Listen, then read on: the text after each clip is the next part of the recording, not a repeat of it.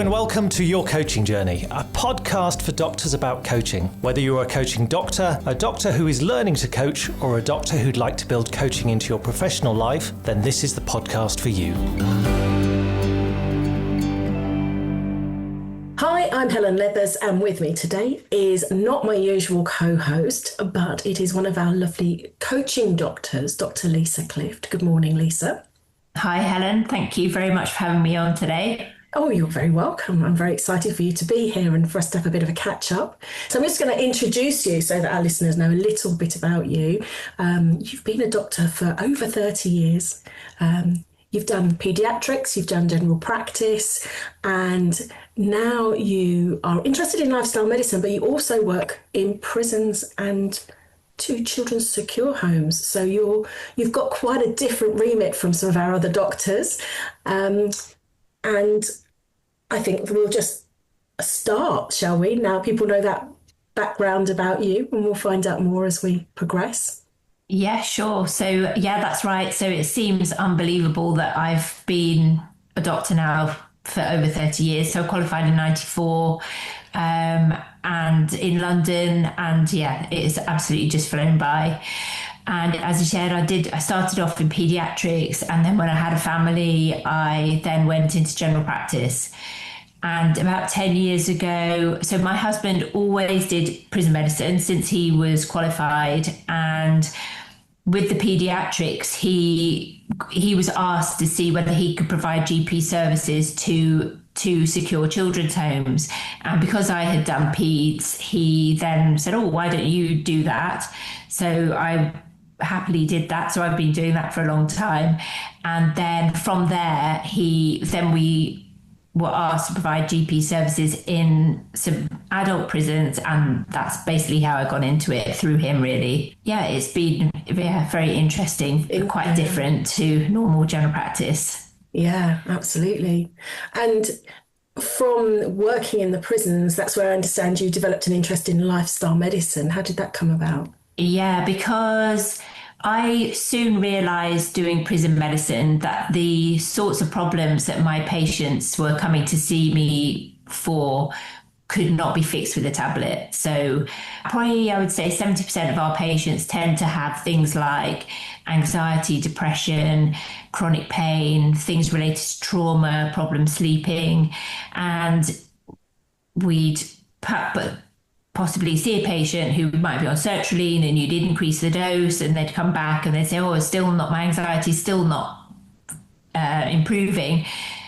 And, I just realized it's not going to be fixed with sertraline or other medications. So then the question would then, okay, let's get into this. Tell me about your life. Tell me a bit about what's happened to you. And I think through that, I realised that it wouldn't be fixed with the tablet. So I started looking for other things to see to help me to develop a toolbox with things I could offer my patients. And I looked at a bit of CBT and things like that. And then I found the British Society of Lifestyle Medicine. And I think the 6 pillars,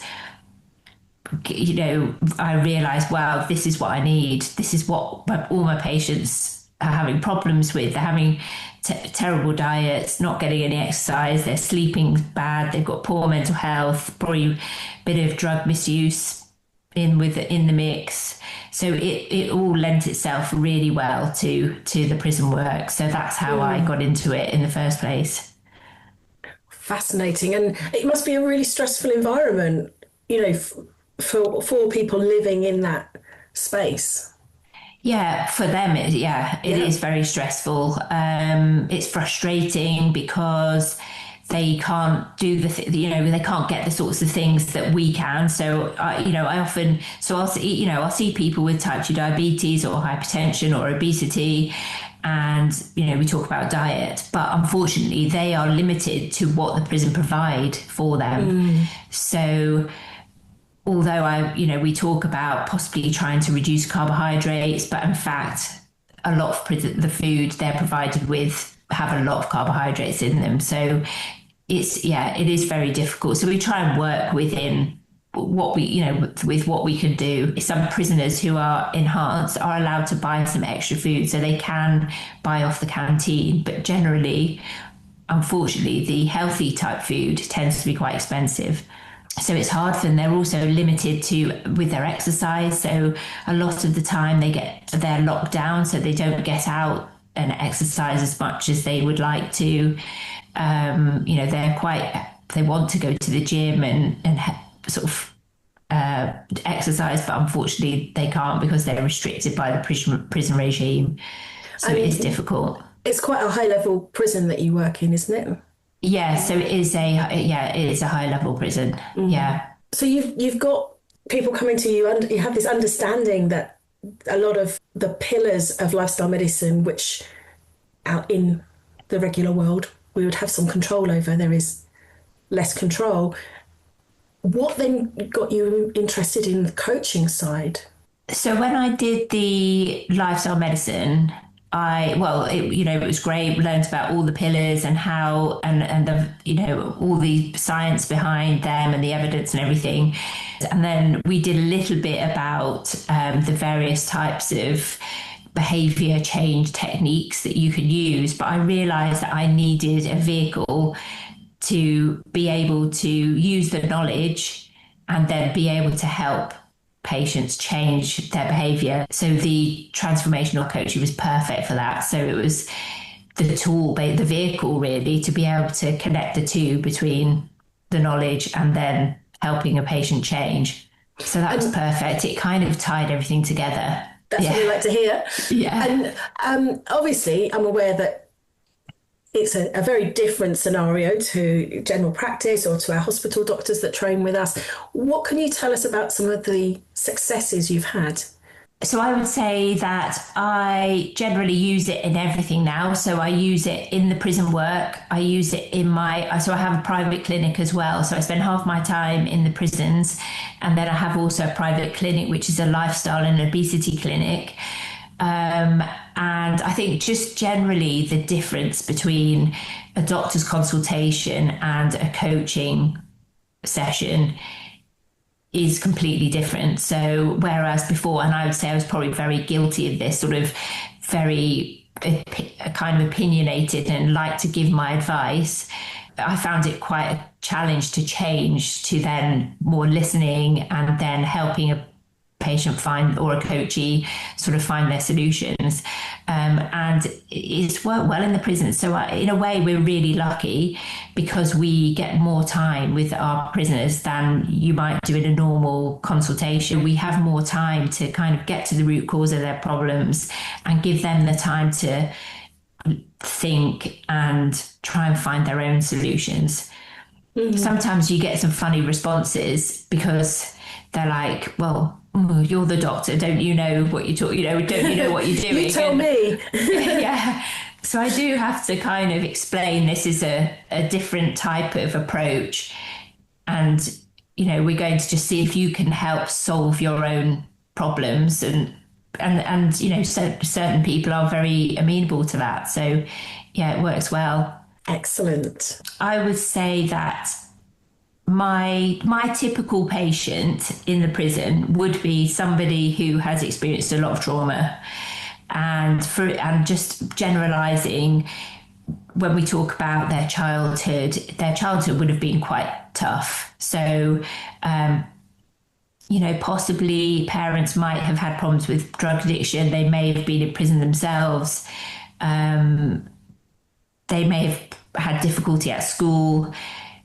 This is just a generalization, but generally they might have got to about, say, 12, 13 and started dabbling in some drugs, possibly a bit of weed. They may then be identified by somebody in their community as being vulnerable and then get exploited or groomed. They might get involved in sort of carrying drugs, then taking drugs themselves. Then they probably would get expelled from school and then probably go to a life of being in and out of prison, and all the drug misuse that might go with that. And so I would say that's probably my typical patient. And then, of course, with that, they'll be having anxiety, they will have seen things that we would never have seen in our lives, and they'll be traumatized by that. And even things that they may have done to people, that's still, damage to the brain. So some of the tools that I like might be giving them the opportunity to show a bit of self-compassion. I've kind of used a bit of a variation of the empty chair type of tool, because I get them to maybe reflect a little bit on what their childhood might have been. And, I say to them, so if you were sitting in that chair, what would you say to yourself as a child? And often they'll say, it's not your fault, which I think it's quite powerful for them, because even though, often I'll say, well, it's not really you were a child and you were exploited. So, and a lot of the times they're like, oh, well, it was my own fault. I just wanted to get some money, or I wanted to do. I said, well, actually, not really, because you were actually 14 at the time. So you were a child, and really there should be people around protecting you from getting involved in that sort of thing, rather than you going down that line. So I think it could be even the first time that they've actually thought, yeah, maybe actually that wasn't my fault, because I was only a child. So I find that quite useful. That's powerful stuff. Yeah. And it must be quite emotional for you to be in that situation and to hear their stories. Yeah, it is, because I must admit, rarely do I ever come across someone who I think is evil or bad. I think generally they're victims of their environment.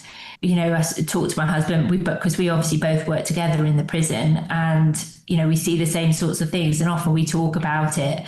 And what we've noticed is that generally the people who inflict the most violent crimes tend to be the people who've had that sort of thing done to them. So you've mentioned using an empty chair style exercise to help people to understand the different perspective of their own life, and perhaps to show some self-compassion and help them in that respect. Yeah. What else do you like to use, whether it's a favourite question or another tool? I generally use the lifestyle wheel. If I'm seeing patients in my private clinic and I don't know them, I'll probably use that as a tool for them to identify where their problem areas might be, or what they want to start, what they want to work on first. So I think that's a really good tool for that. So we might use the River of Life, which is quite nice as well, to sort of for me to get to know them and see what their stories are. But I must admit that sometimes I do get patients who I get a little bit stuck with, and I do often go back to the modules and think, okay, what can I do here? So I might see like in my private clinic, patient who's really suffering with their self-confidence. And I think, and I think I even talked to you about it at one of the conferences. I was like, yes. What can I do? And you were like, what about embodiment? I was like, that's perfect. Yeah. So sometimes I will go back to, I think you get stuck in your own favorite style, and then you think, actually this patient might need something different, so I'll go back and just recap and see what would be better in this situation. I think we generally find our own approach and our own favorite tools and questions, and like you say, they work until something else comes along. And that works really well to get us that deep knowledge and understanding and that experience of using those elements. And then it's quite nice to think, okay, let's try something new. Let's try something different. Yeah. And how did you find using the embodiment work with your patient? Very good, actually. Very good. I had a patient who was struggling with relationships at work, she was, staying too late at work. She was maybe not being spoken to very nicely. So we worked on her self-confidence and her boundary setting and things like that. So it worked really well. It was good. Lovely. Yeah. Glad that worked out for you. Excellent. Yeah. So you're very busy. You've got your own lifestyle clinic. You've got your work in prisons and secure units, and you've got 4 children. Yeah. And a dog, I believe. Yes. Yeah. So what do you do when you're not working? I am quite busy at the moment. I'm in a difficult situation at the moment where I'm half the time working in the prison, half the time working in my practice. So it's pretty full on at the moment. I have, as you said, I've got 4 kids. They're young adults now. So my eldest daughter is 23, and I've got 21-year-old son, 19-year-old son, 17-year-old daughter. But the 3 eldest are now away at university. So it's just the 3 of us at home. So yeah, I've got a dog who I walk, try to walk her every day. I go to, obviously I work with my husband. We like just sort of go for coffees and stuff like that, play a bit of paddle, do a bit of exercise. So yeah, that's generally what most of the like going on holiday with my friends. And yeah, I'm going on a yoga retreat actually in February, which to Goa, which I'm very excited about. Yeah. Oh, that sounds wonderful. But I've never been on a yoga retreat before, so I'm really looking forward to it. Oh, it's just delightful.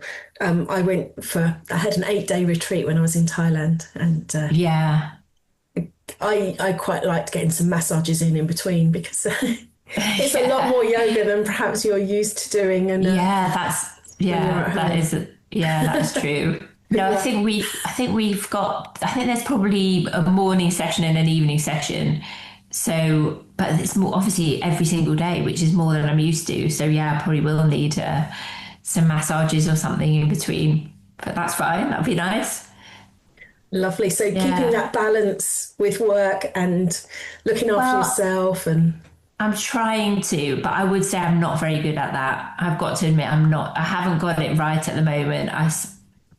When my kids come home, they sort of say to me, they're like, "Oh, come on, Mum, you need to stop working. You need to start enjoying yourself more," and things like that. So I probably haven't got it quite right at the moment.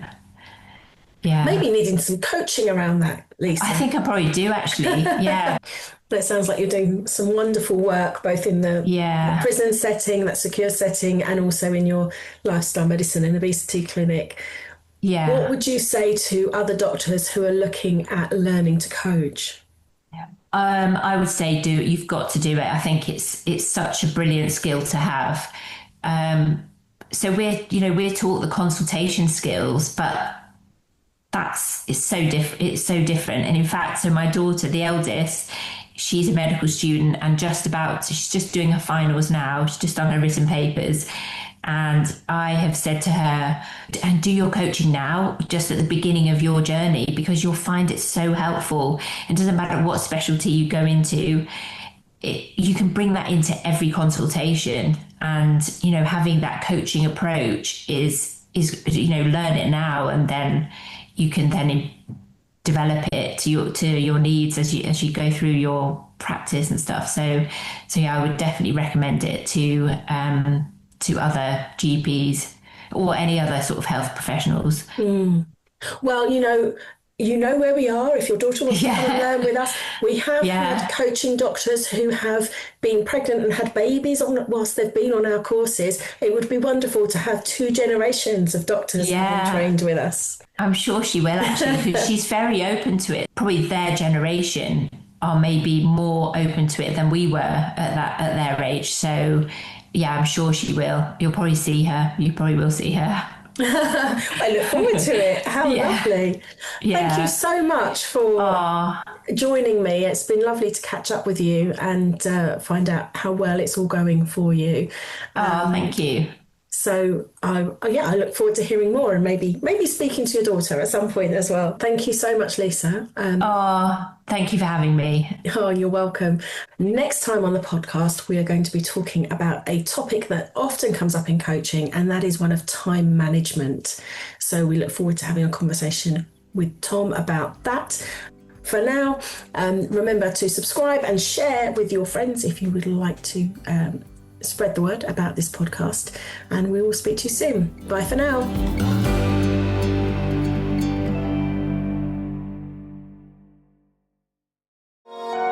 This has been a Monkey Pants Productions podcast.